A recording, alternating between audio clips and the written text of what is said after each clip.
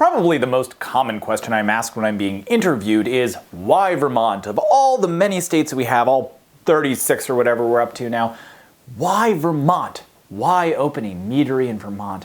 And the answer varies depending on who asks me, because I can usually tell what kind of answer they want. But here is a fact. Last night when I was going to bed, it was minus 24 degrees Fahrenheit outside my home. And I had managed to get it up to 66 degrees Fahrenheit inside my home, which is a 90-degree Fahrenheit difference between the outside and the inside of my house. And I had carried all that wood into the house just to push it up to 66. 90 degrees.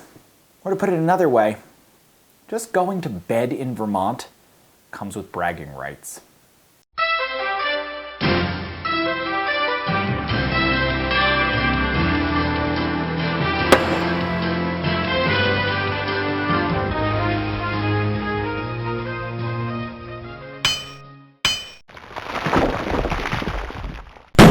Welcome to Ask the Meadmaker, where I, Ricky the Meadmaker, answer your questions about mead making, mead drinking, mead brewing, and really any question you're willing to send to me. Our first one this week comes from Tim Bulfer. Sounds like a hobbit. Will you please share some tips for making extremely small batches? I bottled 2 different 1-quart batches made in my modified mason jars. I wonder how he modded them. But both of them taste extremely alcoholic. I would call it Everclear flavored. I've never had this problem with pico batches of cider, so what am I doing wrong? I don't know what you're doing wrong to make your mead taste like Everclear, but I know what you're doing wrong in general. Don't make 1-quart batches. You're wasting your time. Buy a bucket, buy some honey, and make a normal grown-up sized batch of mead. I have written about this so many times. What if it's bad? What if it's good? Our next question comes from Liz D, who wants to know if she can use flip-top bottles instead of normal wine bottles. Liz D, I don't care what you use as long as you don't use those ones that look like cats. Full disclosure, it turns out this is one of my sassier episodes. Monkey Tree E, or Monkey Tree Y, says, hey there, do you have any tips on label design? And what information, in your opinion, should a homebrew mead contain? ABV, ingredients, flavor profile. And a bunch of people weighed in. They had lots of good advice, and I didn't really have much to add, but this was posted a year ago. And since then, the non-homebrew world, the federal world, the commercial world that I live in, had a whole bunch of crazy crap added to our labels. Some packaging has to have only metric on it.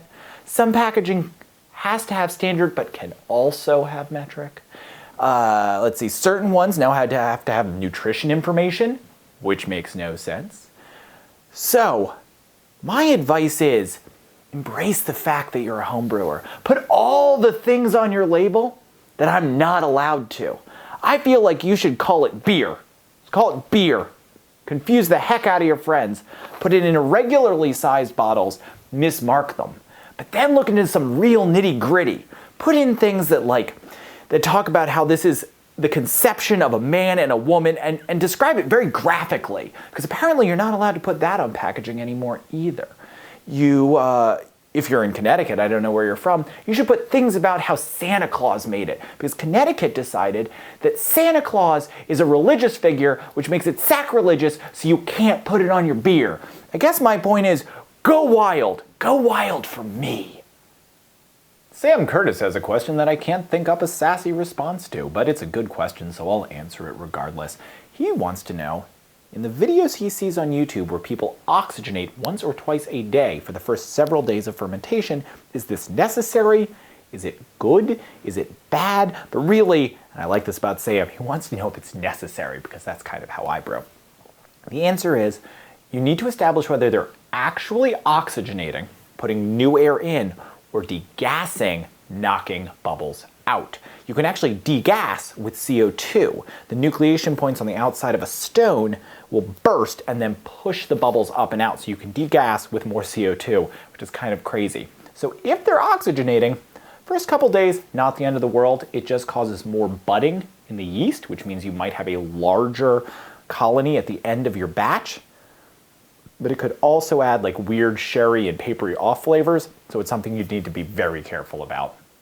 Our final questions this week come from Tango Corte, and don't worry, I'm back to being sassy.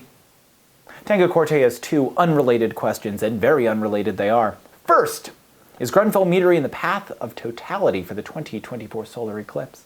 Comparing maps, it looks close to the edge of the path, so I can't tell for certain. I would love both to visit Grenfell Meadery and to see a total eclipse. Who wouldn't?